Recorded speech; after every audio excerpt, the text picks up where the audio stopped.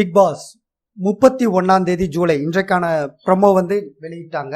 ப்ரோமோல இன்னைக்கு யாரை வெளியேற்றக்காக நாமினேட் பண்றீங்க அப்படிங்கிற விஷயங்கள் தான் போட்டு காட்டினாங்க. வேற எதுவும் விசேஷமா இல்லை. இதுல 4 நபர் போட்டு காட்டினாங்க. ஃபர்ஸ்ட் எடுத்தோடனே பிந்து மாதவி புதுசா என்ட்ரி ஆயிருக்காங்க. யாரை நாமினேட் பண்ண போறாங்கன்னு எல்லாருக்கும் ஒரு எதிர்பார்ப்பு இருக்கும்.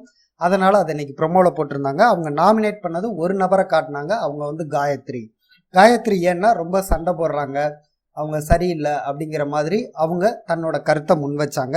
இரண்டாவது ஜூலியை காட்டினாங்க. ஜூலி வழக்கம் போல ஓவியா அப்படின்னாங்க. வேற எதுவும் அவங்க என்ன சொன்னாங்கிற ரீசனிங் காட்டப்படவில்லை.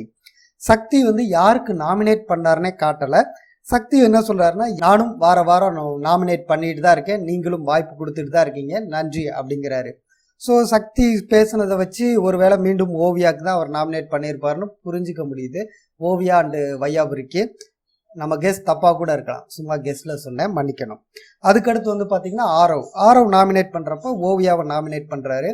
அதுக்கு அவர் காரணமாக சொல்கிறது, ஓவியா ரொம்ப ஹர்ட் ஆகி இருக்காங்க அப்படிங்கிறதா.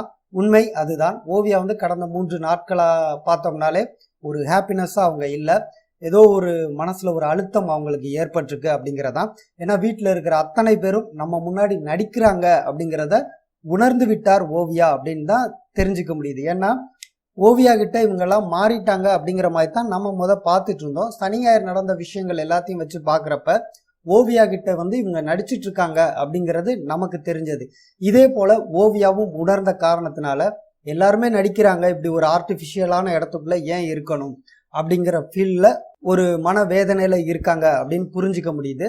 அதை ஆரவ் புரிஞ்சுக்கிட்டனால வெளியே போனாவாது ஓவியா சந்தோஷமா இருப்பா அப்படின்னு அவர் நினைக்கிறாரா என்னன்னு தெரியல.